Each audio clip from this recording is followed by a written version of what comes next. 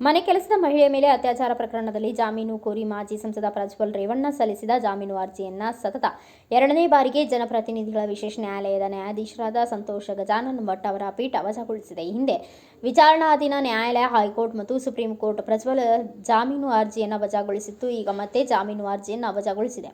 ಸಾಮಾಜಿಕ ಮಾಧ್ಯಮ ಸೇರಿದಂತೆ ಹಲವು ಕಡೆಗಳಲ್ಲಿ ಹಲವು ಮಹಿಳೆಯರ ಲೈಂಗಿಕ ದೌರ್ಜನ್ಯ 2900ಕ್ಕೂ ಅಧಿಕ ವಿಡಿಯೋಗಳು ಹರಿದಾಡಿವೆ. ಈ ಸಂಬಂಧ ಕಳೆದ ವರ್ಷ ದಾಖಲಾಗಿರುವ 4 ಅತ್ಯಾಚಾರ ಪ್ರಕರಣಗಳಲ್ಲಿ ಪ್ರಮುಖ ಆರೋಪಿ ಮಾಜಿ ಸಂಸದ ಪ್ರಜ್ವಲ್ ರೇವಣ್ಣ ಆಗಿದ್ದಾರೆ. ಕಳೆದ ವರ್ಷ ಏಪ್ರಿಲ್ನಲ್ಲಿ ರೇವಣ್ಣ ಕುಟುಂಬದ ತೋಟದ ಮನೆಯಲ್ಲಿ ಕೆಲಸ ಮಾಡುತ್ತಿದ್ದ ಮಹಿಳೆ ಮೇಲೆ ಅತ್ಯಾಚಾರ ನಡೆದಿದೆ ಎಂದು ಆರೋಪಿಸಿ ಮಹಿಳೆ ದೂರು ದಾಖಲಿಸಿದ್ರು. ಪ್ರಜ್ವಲ್ ರೇವಣ್ಣ ತನ್ನ ಮೇಲೆ ಪದೇ ಪದೇ ಅತ್ಯಾಚಾರ ಎಸಗಿದ್ದಾರೆ ಮತ್ತು ಅತ್ಯಾಚಾರದ ಬಗ್ಗೆ ಮಾತನಾಡಿದ ವಿಡಿಯೋ ಸಾಮಾಜಿಕ ಜಾಲತಾಣದಲ್ಲಿ ಹರಿಬಿಡುವುದಾಗಿ ಬೆದರಿಕೆ ಹಾಕಿದ್ದಾರೆ ಎಂದು ಮಹಿಳೆ ಆರೋಪಿಸಿದ್ದಾರೆ. ಈ ಸಂಬಂಧ ಪ್ರಜ್ವಲ್ ವಿರುದ್ಧ ಅತ್ಯಾಚಾರ, ಲೈಂಗಿಕ ಕಿರುಕುಳ, ಕ್ರಿಮಿನಲ್ ಬೆದರಿಕೆ ಮತ್ತು ಖಾಸಗಿ ಚಿತ್ರಗಳ ಅನಧಿಕೃತ ಪ್ರಸರಣ ಸೇರಿದಂತೆ ವಿವಿಧ ಕ್ರಿಮಿನಲ್ ಪ್ರಕರಣಗಳು ದೂರಿನಲ್ಲಿ ದಾಖಲಾಗಿವೆ.